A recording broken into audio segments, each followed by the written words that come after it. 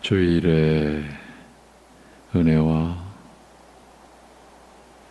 영혼의 안식을 허락하시고 베풀어 주시며 또 한 주간에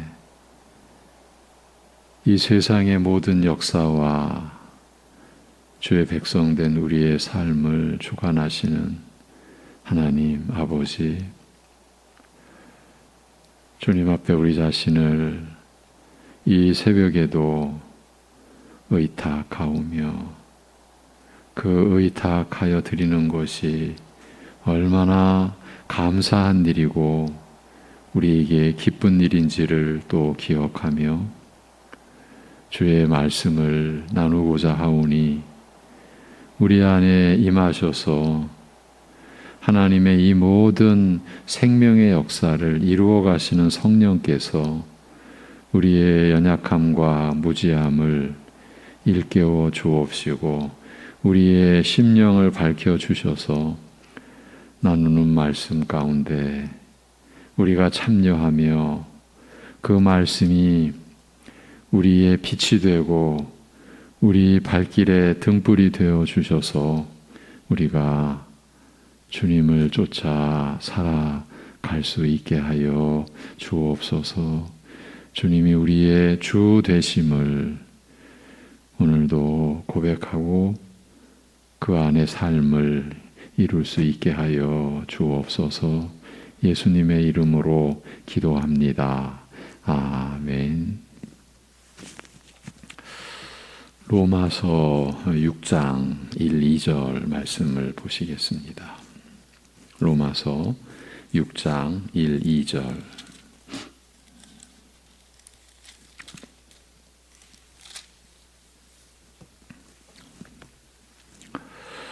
로마서 6장 1, 2절입니다.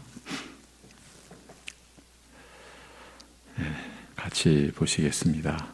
그런즉 우리가 무슨 말을 하리요?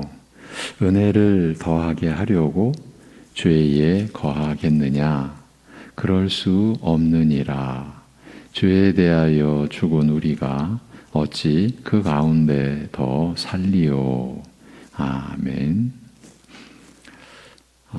데살로니가 전서에 이어서 후서를 보는 것이 순서일 것이라 여겼는데 데살로니가 전서를 보는 중에 로마서 3장 중반부터 5장까지의 말씀을 나눈 것이 잊혀지지를 않아서 로마서 6장부터 8장까지를 먼저 살펴보기로 했습니다.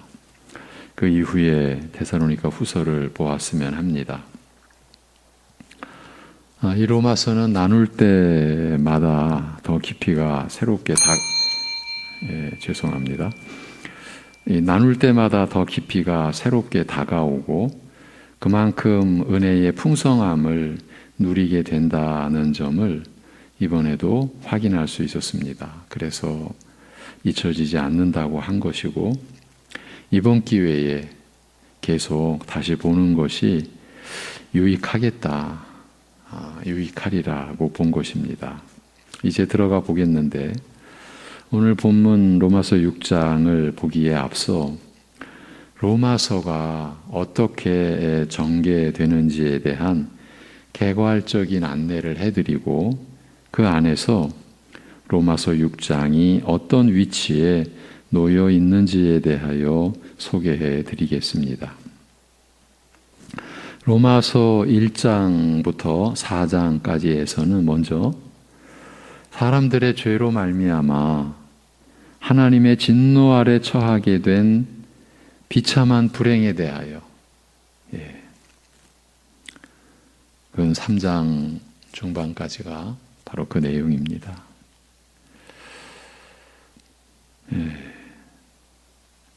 사실은 이 부분을 우리가 더 깊이 파고 그래야 우리 자신을 분명히 알게 되는데 그렇게 이제 시작을 합니다.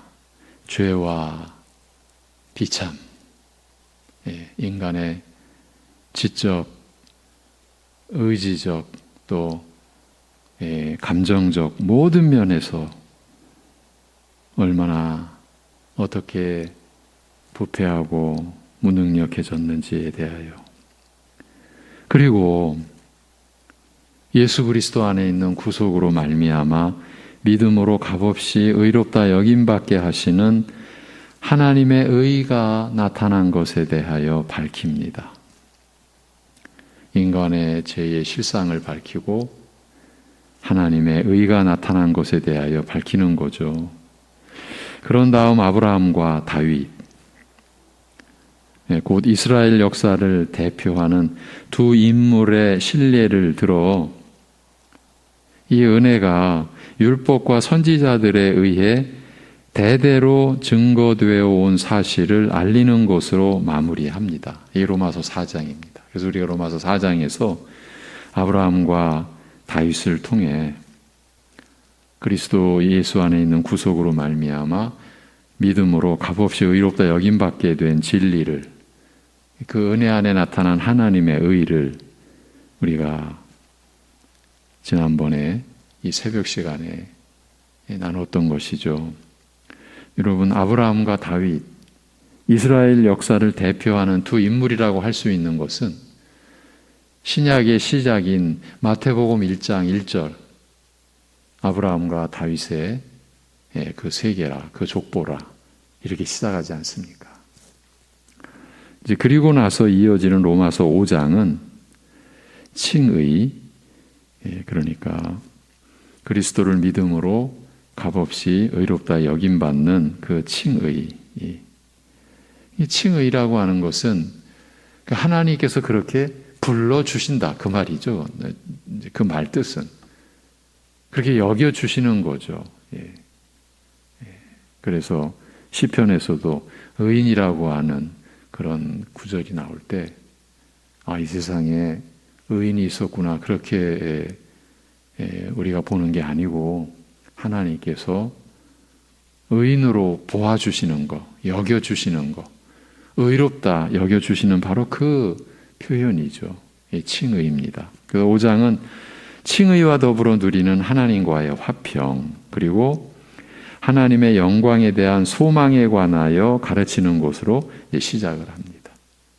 우리 성도들의 소망은 하나님의 영광, 궁극적으로는 그 하나님의 영광에 대한 소망을 지니는 것입니다. 제가 여쭤보겠습니다. 하나님의 영광에 대한 소망을 지니는 우리 신자가 서로 비교하는 게 가능합니까? 서로 비교한다라고 하는 것은 하나님의 영광에 대한 소망을 취하고 있지 못하다, 붙잡고 있지 못하다, 그거를 스스로 자기 자신에게 입증해내는 거죠. 근데 사실 우리는 그조차도 못 깨닫죠. 칭의와 더불어 누리는 하나님과의 화평, 그리고 하나님의 영광에 대한 소망에 관하여 가르치는 것으로 로마서 5장은 시작하며, 칭의 이후에 신자의 삶이 환난과 인내와 연단을 거쳐 마지막 영광에 이르는 과정을 간단하게 요약하고 있습니다. 특히 로마서 5장 후반부는 칭의에서 성결한 삶에 관한 논의로 넘어가는 그 길목, 성결한 삶, 바로 이 성결한 삶이 로마서 6장과 8장까지의 주제인 거죠. 이 부분을 이번에 다시 보려고 하는 거죠. 칭의에서 성결한 삶에 관한 논의로 넘어가는 길목에서 놀랍게도 인류 역사의 시작과 궁극적 마침으로 시선을 뻗어 역사 전체를 조망하면서 그 골격과 핵심이 무엇인지 밝히고 있습니다. 우리가 지난번에 로마서 5장도 보아왔지만 참 우리가 감당하기는 어려운 내용이죠. 그러니까 오직 하나님의 은혜요, 또 믿음으로만 우리가 받을 수 있는 거죠. 근데 이렇게 함으로써 앞서 제시한 칭의에 관한 가르침의 기반이 심오함을 드러내는 한편, 그 다음 주제, 곧 성화에 관한 논의를 위해 적절한 출발점과 토대를 마련하고 있다, 이렇게 보는 겁니다. 그러니까 로마서 5장은 우리가 그리스도의 구속으로 말미암아 믿음으로 값없이 의롭다 영임을 받는 그 은혜가 얼마나 놀라운 것인지 그 심오함을 이제 드러내준 것이라고 볼 수가 있는 거죠. 이렇게 해서 이 로마서 6장이 이제 이어지는데 6장은 신자에게 시작된 새로운 삶의 본질과 목적에 대하여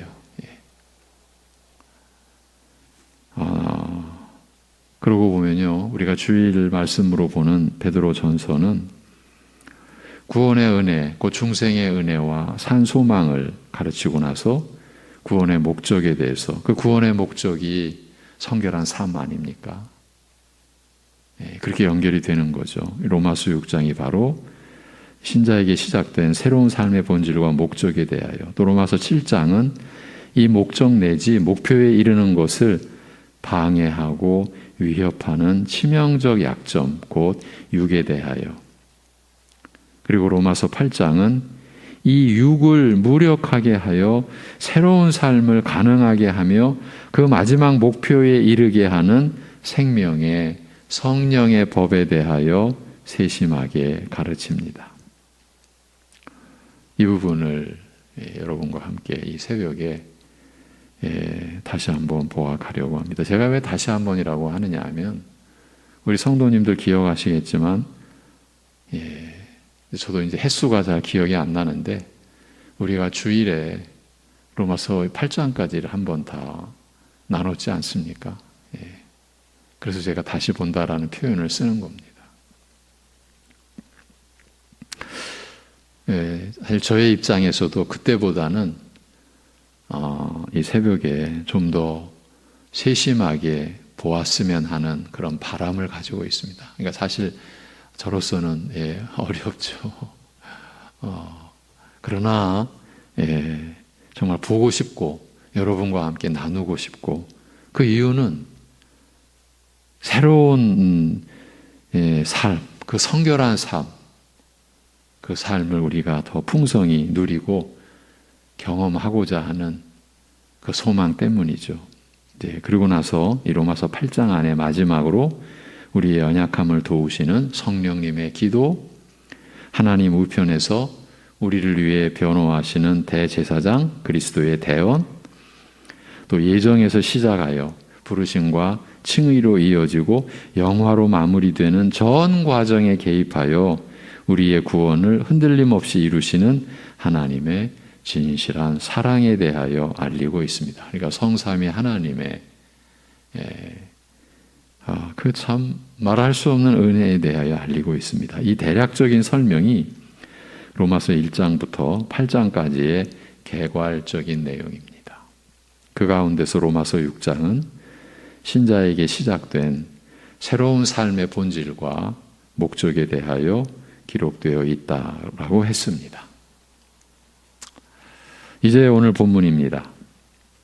1절, 로마서 6장 1절입니다. 그런즉 우리가 무슨 말을 하리요? 은혜를 더하게 하려고 죄에 거하겠느냐라고 하면서 로마서 6장이 시작됩니다. 직역으로는 그러므로 우리가 무엇라 말하리요?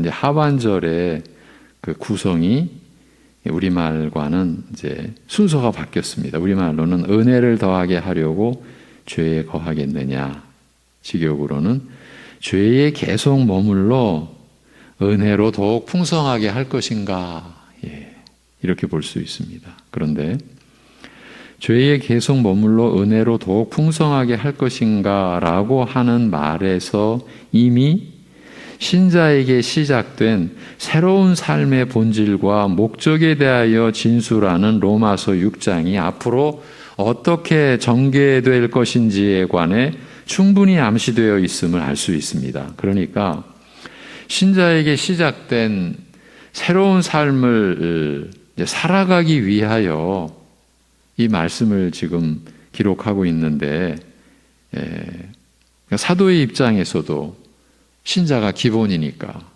신자에게 시작된 새로운 삶을 살아가려고 하면서 죄에 계속 머물러 있겠느냐라고 묻는 것과 같습니다. 벌써 짐작하셨겠지만 죄에 계속 머물러 있어서는 신자로서 누려야 할 새로운 삶을 살 수 없다고 하는 말입니다. 그런데 1절은 그런즉 우리가 무슨 말을 하리요라고 시작하지 않습니까? 그런 후에 죄에 계속 머물러 은혜로 더욱 풍성하게 할 것인가라고 덧붙여진 구조입니다. 그렇다면 이런 내용이 나오게끔 되어 있는, 즉 이런 질문이 나오지 않으면 안 되는 어떤 상황과 그에 대한 설명이 본문 앞에 나와 있다는 것입니다. 그렇지 않고서야 그런즉 우리가 무슨 말을 할 수 있겠느냐고 할 수 있겠습니까? 그러니까 앞에서 설명된 내용을 들으면서 아무 말도 할 수가 없었다는 얘기입니다. 그런데도 굳이 말을 해야 한다면 은혜를 더하게 하려고 죄에 거하겠다고 하겠느냐, 이렇게 지금 상황이 전개되고 있는 것입니다. 사실은 말이 안 되는 얘기를 하고 있지 않습니까? 이거 참 어려운 부분이거든요. 로마서가 우리의 구원의 그 은혜, 그 구원의 도리의 본질을 밝혀줬기 때문에 이번에 데살로니가 전서 안에서 로마서 일부분을 볼 때도 우리 한참 걸렸죠. 제 자신도 그렇게까지 보리라고는 예견치 못했는데, 좀 잠깐 보고 데살로니가 전서를 이제 마무리하려고 하다가 수개월이 걸렸지 않습니까? 지금 사실은 말이 안 되는 얘기를 하고 있지 않습니까? 라고 제가 말씀을 드렸죠. 어떻게 은혜를 더하게 하려고 죄에 거하겠다고 할 수 있습니까? 지금 이렇게 제가 말씀을 드리려고 하는데 사실 말이 안 되죠. 은혜를 더하게 하려고 죄에 거하겠다. 어떻게 이렇게 할 수 있지? 그런데 우리의 실제는, 우리의 현실은요.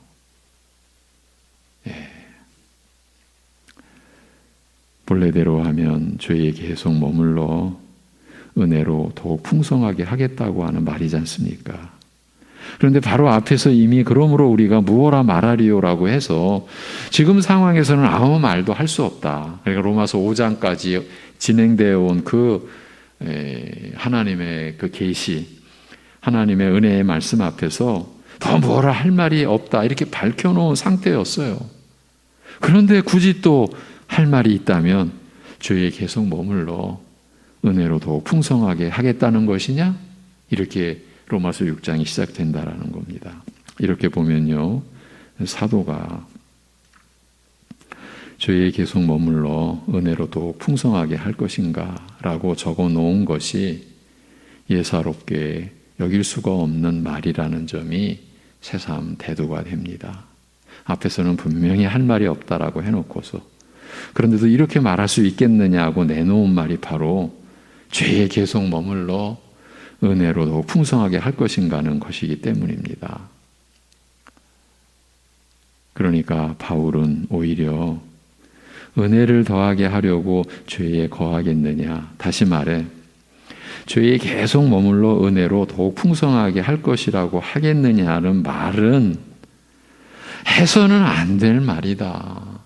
결코 우리 신자가 할 수 있는 말이 아니라는 점을 재삼 강조한 것이죠. 그러면서 이러한 난해한 중에도 사도는 해서는 안 될 이 말을 통해서 앞으로 전개될 논의의 핵심을 제시해 주고 있다는 점이 놀랍기 그지없습니다. 사실 앞으로 이제 로마서 6장에서 전개되는 내용은 은혜를 더하게 하려고 죄에 거하겠느냐라는 말을 풀어가지 않습니까? 그럴 수 없다. 그럼 왜 그럴 수 없는 거냐? 그 얘기는 뭡니까? 우리는 그렇게 살고 있다. 어떻게 해요? 은혜를 더하게 하려고 죄에 거하는 모습이다. 죄에 계속 머물러 은혜로 더욱 풍성하게 하리라고 하고 있지 않느냐. 지난 날이 그랬고 지금도 앞으로도 지금 이런 그 암시, 이런 전제죠. 그러면 해서는 안 될 이 말이, 결코 우리 신자로서는 할 수 없는 이 말이 왜 나오게 되었는지를 살펴보아야 하겠죠. 바로 앞의 구절인 로마서 5장 20절, 21절 때문입니다. 같이 한번 보시죠. 로마서 6장 바로 앞에 로마서 5장 20절, 21절 같이 봅니다. 율법이 들어온 곳은 범죄를 더하게 하려 함이라. 그러나 죄가 더한 곳에 은혜가 더욱 넘쳤나니 이는 죄가 사망 안에서 왕 노릇한 것 같이 은혜도 또한 의로 말미암아 왕 노릇하여 우리 주 예수 그리스도로 말미암아 영생에 이르게 하려 함이라. 아멘. 바로 이 구절의 말씀 때문에 바로 뒤에서 해서는 안 될 말, 곧 은혜를 더하게 하려고 죄에 거하겠느냐라는 말까지 등장한 것입니다. 직역으로 다시 들어보십시오. 율법이 끼어들었으나 범죄가 더하였을 뿐이라. 그러나 죄가 더한 곳에 은혜는 더욱 넘쳤나니 이는 죄가 죽음으로 왕노릇한 것 같이 은혜가 의를 통하여 왕노릇하여 우리 주 예수 그리스도를 통하여 영생에 이르게 하려 함이라. 예. 율법이 끼어들었으나 범죄가 더하였을 뿐이라고 말한 것이 율법이 범죄를 더 만든다는 뜻일 리는 없습니다. 그러면 우리로서는 이 구절을 이해할 수 있는 단 하나의 길이 있을 뿐입니다. 그것은 율법을 통해서 죄가 죄로 드러남으로 범죄가 더하여졌다는 뜻으로 받는 것입니다. 율법이 죄를 더 범하게 했다라는 그런 뜻이라기보다 율법으로 인하여 죄가 죄로 드러났으니 범죄가 더하여졌다고 한 것입니다. 제가 지금 이 부분을 전해드리면서 나누면서 좀 버벅거렸죠. 그런 이유가 있습니다. 율법이 죄를 더 범하게 했다라는 뜻이 아니라 했는데 또 우리의 실제를 보면은요, 그렇게도 볼 수가 있어요. 사람들의 악한 심성은 이런 거죠. 이건 이제 그 코미디언들이라고 하나요? 개그맨들이 하는 말입니다. 하지 말라는 거는 다 재밌다. 하지 말라는 건 다 재밌다. 그거를 이제 재밌게 하기 위해서 하지 말라는 것을 소재로 삼는 거죠. 그건 그분들의 얘기입니다. 그런데 그게 단순히 개그, 코미디가 아니라 실제 삶에서 인간들은 오히려 율법으로 더 범죄할 수도 있는 거죠. 그래서 율법이 죄를 더 범하게 했다는 뜻이 아니라고 하는 것에서 제가 좀 버벅거린 거예요. 이것은 이제 로마서 7장에 들어가서 우리가 더 살피게 될 내용이에요. 여기서는 그러니까 율법으로 인하여 죄가 죄로 드러났으니 범죄가 더하여졌다라고 한 것입니다.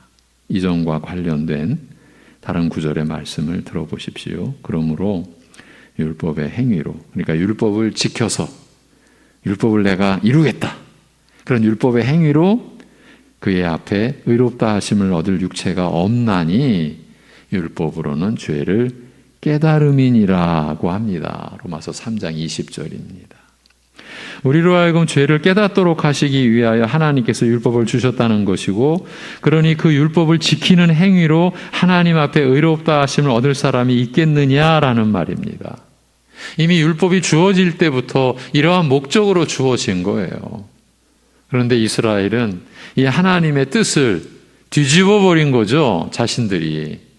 우리는 해내겠다. 여러분 오늘날도 그러고 있고요. 또 죄가 율법이 있기 전에도 세상에 있었으나 율법이 없었을 때에는 죄를 죄로 여기지 아니하였느니라고 로마서 5장 13절에서 말합니다. 하나님 앞에서는 분명히 죄였는데, 죄가 있었는데 정작 사람들은 자신의 죄를 죄로 여기지 않았다는 것인데 그 이유는 율법이 없었기 때문이라는 말입니다. 어느 시대를 가리키는 말이냐 하면 아담으로부터 모세까지의 시대를 말합니다. 물론 그렇다고 해서 그 시대에는 죄가 없었다는 뜻은 결코 아닙니다. 한 구절만 더 봅니다. 그런즉 우리가 무슨 말을 하리요? 율법이 죄냐? 그럴 수 없느니라. 율법으로 말미암지 않고는 내가 죄를 알지 못하였으니 곧 율법이 탐내지 말라 하지 아니하였더라면 내가 탐심을 알지 못하였으리라고 합니다. 이 구절들이 이 로마서 7장 7절이었는데요. 이 구절들이 공통적으로 드러낸 진리는 율법으로는 죄를 깨달음이니라고 한 말씀입니다. 예. 다시 본 흐름으로 돌아와서 이제 율법이 끼어들었으니 범죄가 더하였을 뿐이라고 한 다음에 이어지는 구절을 보십시오. 그러나 죄가 더한 곳에 은혜는 더욱 넘쳤나니라고 합니다. 이 구절이 너무 심오한 거죠. 이 구절이 없었으면 우리는 영원히 살 길이 없었던 거죠. 예나 지금이나. 죄가 더한 곳에 은혜는 더욱 넘쳤나니라고 말씀합니다. 율법으로 인하여 죄를 깨닫게 되니 이전에는 죄인 것을 알지 못했던 것들이 죄로 드러나게 되면서 범죄가 더하여지는 결과를 맞이할 수밖에 없었습니다. 그런데 이런 상태에서 반전이 일어나게 되었고 이 사실을 바울은 죄가 더한 곳에 은혜는 더욱 넘쳤나니라고 적고 있습니다. 이런 일이 이 세상의 구조 안에서라면 일어날 수 있겠습니까? 죄가 더한 곳에 은혜가 더욱 넘쳐나는 것과 같은 유사한 일이 어느 시대, 어느 지역, 어느 집단, 어느 곳에서 한 번쯤 있다가 사라지곤 하는 일이 아예 없다고 할 수는 없겠지만 이렇게 모든 시대, 모든 지역, 모든 교회 안에서 죄가 더한 곳에 은혜가 더욱 넘쳐나는 일이 일어날 수 있겠냐는 말입니다. 더군다나 세상에서 말하는 죄와 은혜는 지금 바울 사도가 언급하는 성경에서 말씀하는 죄와 은혜와는 근본이 다른, 즉 전혀 다른 개념이지 않습니까? 그러니까 죄의 값인 죽음을 없이 해주고 도리어 영생에 이르게 해주는 은혜는 이 세상에서 눈을 씻고 찾아본들 찾을 수 있는 것이 아니지 않습니까? 따라서 죄가 더한 곳에 은혜는 더욱 넘쳤다고 하는 원리는 이 세상을 초월하는 진리인 것이 틀림없고 이는 곧 하나님의 나라 안에서만이 성립이 되는 진리의 개념인 것입니다. 바로 이어서 바울은 죄가 더한 곳에 은혜는 더욱 넘쳤다는 것이 무엇을 뜻하는지를 설명해 놓았죠. 이는 죄가 죽음으로 왕 노릇한 것 같이 은혜가 의를 통하여 왕 노릇하여 우리 주 예수 그리스도를 통하여 영생에 이르게 하려 함이라고 말입니다. 참으로 우리가 하나님께로부터 받은 은혜에 대하여 알면 알수록 꼭 그것을 알게 하는 성경 말씀을 보면 볼수록 희한한 일이 우리 안에서 벌어지는 것을 경험하게 됩니다. 왜 희한한 일이라고 했을까요? 알면 알수록 보면 볼수록 더 모르게 되는 그런 일이 우리 안에서 일어나기 때문이 아닐까요? 그러니까 성령님의 인도로 말씀을 통해서 하나님의 은혜를 받고 그 은혜의 무한함을 접하게 될 때 지난날 어느 시점에 내가 은혜를 안다라고 고백한 것이 오히려 무색해지고 오히려 부끄러워지지 않습니까? 그러니까 아는 게 아니었죠. 내가 껍데기의 껍데기 정도 그것도 슬쩍 스쳐 지나가면서 내가 안다고 말한 것 아닐까. 여러분, 이런 느낌. 제가 이런 경우를 얘기하는 거예요. 이제 이렇게 여러분과 로마서 6장에 대해서, 6장의 말씀에 관해서 나누어 갈 것입니다. 오늘 죄가 더한 곳에 은혜가 더욱 넘쳐나는 일이 우리 모두에게 일어났다는 그 사실만을 꼭 붙드시기를, 꼭 기억하시기를 권해드리면서 여기서 마치겠습니다. 기도하겠습니다. 하나님 아버지, 죄가 더한 곳에 은혜가 더욱 넘쳐나게 하시는 하나님의 우리로서는 이해 불가한 그러한 하나님의 은혜의 역사로 우리를 살려주셔서 감사합니다. 이 은혜 안에서 우리가 스스로를 세운 것이 얼마나 참 참담한 일이었는지 우리 자신을 또 돌이켜보게 하여 주시니 감사합니다. 죄가 넘치는 곳에 은혜가 더욱 넘치게 역사하신, 지금도 그렇게 역사하고 계시는 하나님의 우리를 돌보시는 은혜 안에서 우리가 남들과 견주면서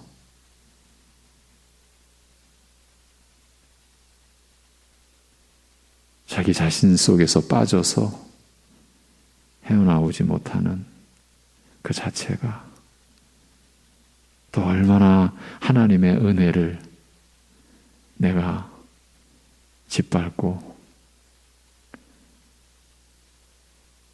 하나님의 은혜를 마치 가치 없는 것처럼 여기는 그러한 죄악이라고 하는 우리의 현실을 또 돌아보게 하여 주시니 죄스러움 가운데서도 한없이 감사합니다. 이 말씀으로 이 말씀을 나누는 가운데 오직 성령께서 역사해 주셔서 우리를 하나님의 사람으로 세워 주옵시고 말씀을 간직한 사람으로 이 세상에 나타나게 하시고, 그래서 내가 나타나는 것이 아니라 내 안에 임한 하나님의 말씀, 곧 말씀이신 우리 주 예수 그리스도께서 우리를 통해 나타나시는 그러한 은혜를 우리에게 베풀어 주시옵소서. 예수님의 이름으로 기도하옵나이다. 아멘.